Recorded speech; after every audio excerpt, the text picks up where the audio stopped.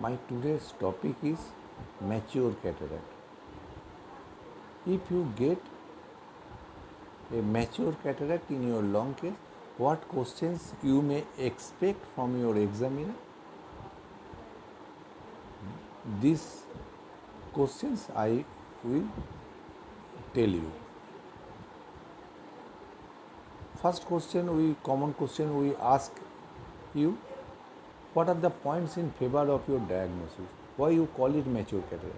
These are the points: pearly white opacity, vision drops to hand movement and PLPR, no iris shadow, no fourth Purkinje image, no fundal glow. All these favor diagnosis of mature cataract. Next common question: what treatment do you give? What treatment you offer to this patient? As it is mature cataract, so treatment of choice is surgery. What surgery we do here? Our choice of surgery is ECC with PCIOL implantation. What do you mean by ECC? Extracapsular cataract extraction. What do you mean by PCIOL? Means posterior chamber intraocular lens. We ask each and every word in this way. What is PC? What is IOL? What is ECC, like this? We ask what are the other types of IOL we use. We use anterior chamber lens, ACIOL. We may use at the plane of the iris claw lens. We use sulcar fixation lens. Then we may ask you what are the problems in case of ACIOL, why we don't like to use. You have to then tell that in ACIOL there are some chance of complications more, like cornea endothelial damage or iris damage or angle damage leads to UGA syndrome, like. You have to answer this question. So my basic idea is to give you the idea what questions you get.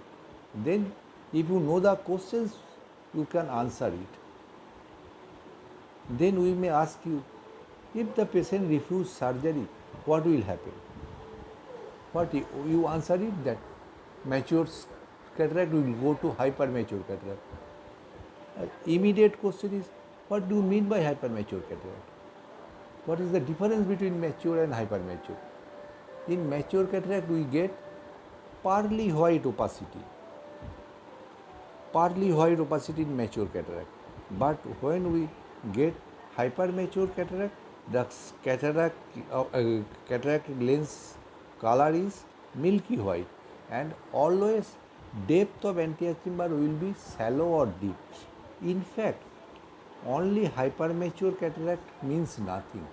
Hypermature means hypermature Morganian or hypermature sclerotic. Till it is mature, anterior chamber is normal in depth. When it becomes hypermature, either the lens will be swollen or will be sunken. When it is swollen, then it is called hypermature Morganian cataract. Depth of the anterior chamber in that case will be shallow. When it is shrunken, it is called hypermature sclerotic cataract, and the anterior chamber will be deep in this case. What is the problem if the patient goes to hypermaturity? Why you call it that it is a complication of maturity? Because if the patient goes to hypermaturity, then chances of getting complications are more. What complications? Morganian cataract may cause LIG due to, as it is a swelling of the lens, so anterior chamber will be shallow, leading to phacomorphic glaucoma. Due to its morphology, due to its shape, it may press the iris forward, leading to shallow AC, and angle closure lead to glaucoma. It is called LIG, lens induced glaucoma. Lens induced glaucoma may be of other type also, due to in this hypermature lens capsule is becomes very thin and fragile, and through this capsule, lens matter may percolate. This lens matter may block the angle, leading to phacolytic glaucoma, or this hypermature cataract may subluxate sometime. Due to its weight, it may subluxate sometime, leading to lens-induced glaucoma. So we don't like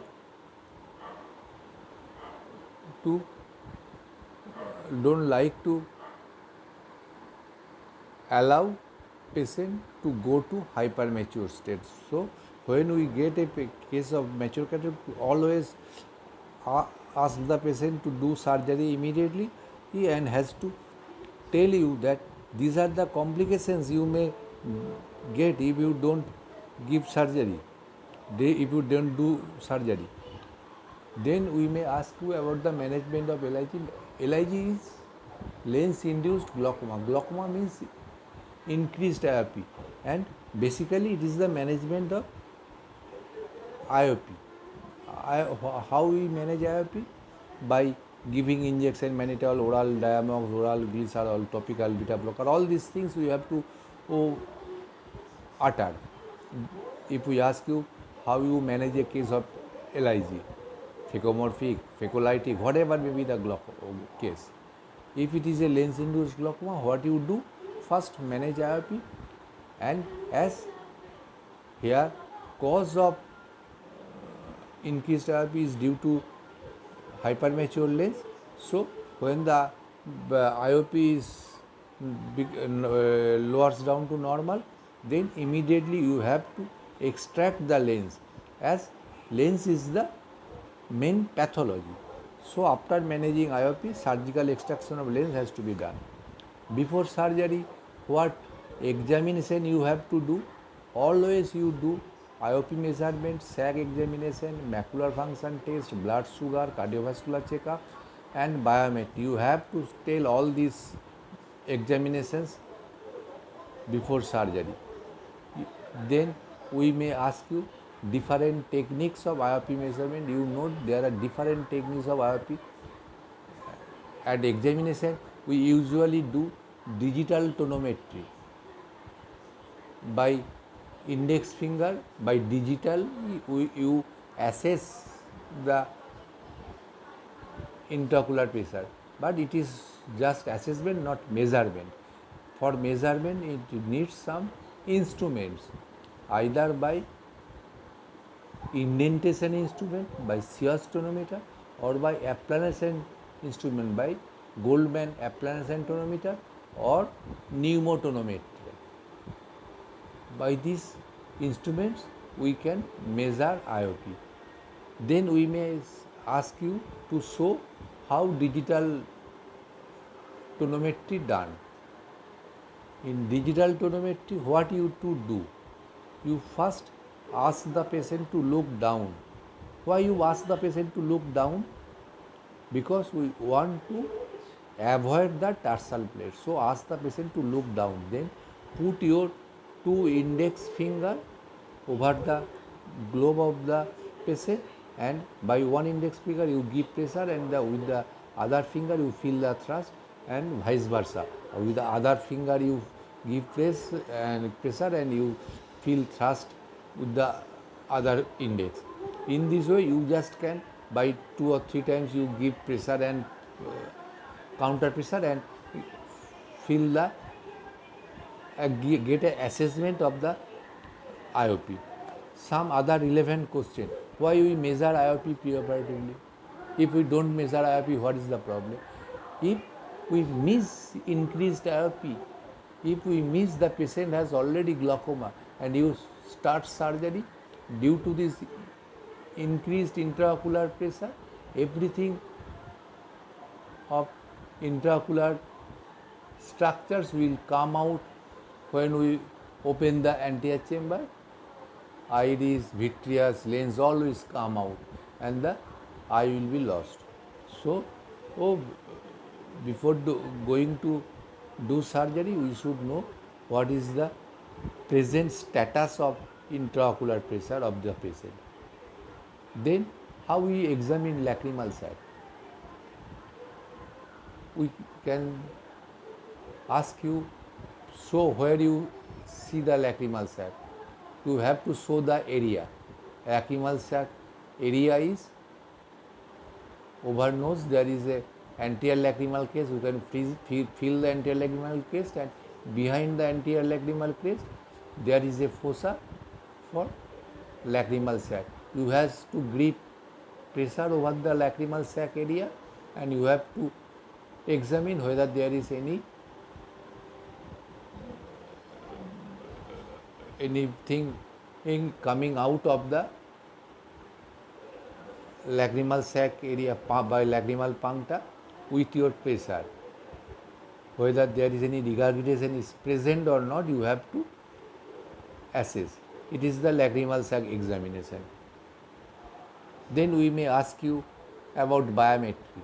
What instruments you require during biometry?